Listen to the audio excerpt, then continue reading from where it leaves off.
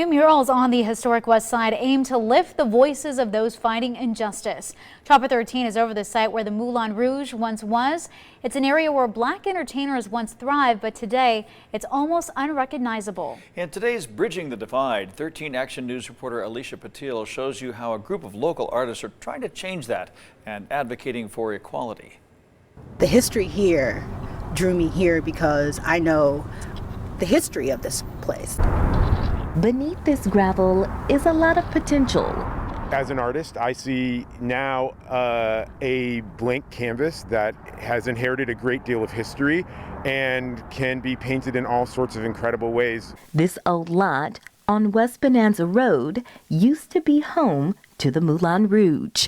Now, it is the home of new artistry for Brent Holmes and many others. Members of the community got together to create art to beautify an area often overlooked. What was once the first racially integrated casino in the country now plays an important role in Las Vegas and Black history. This is also the gateway to the historic West Side, which was the neighborhood that was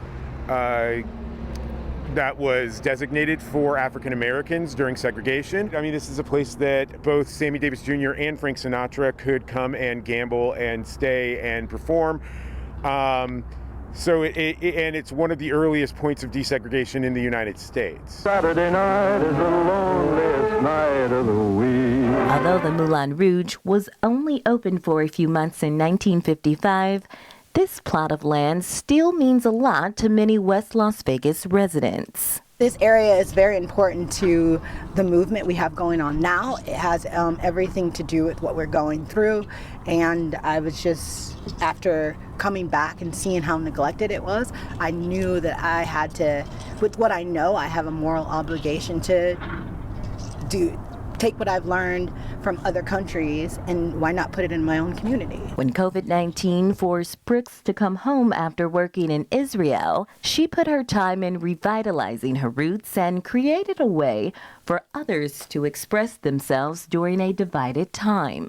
I want a place where I can come back to America and feel safe. I don't feel safe going everywhere. I've been discriminated against and I've only been home 7 months.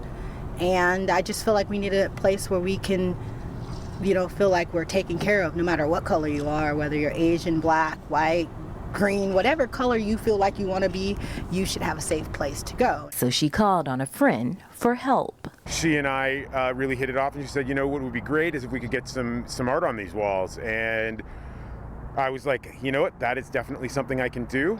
And so I committed myself to organizing, getting paintings done. Transforming a shuttered area, stroke by stroke, into murals of hope and a call of action to end racial injustice. It's important for the voices of all people, but at this moment, at this time, particularly Black people and people of color to be heard within the United States. We have a long history of subjugation in this country, and I think we need to highlight some of the inequities and difficulties that we as people of color face within the community.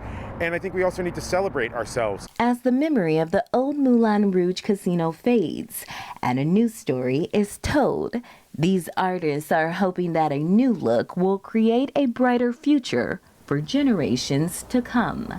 Alicia Patillo, 13 Action News.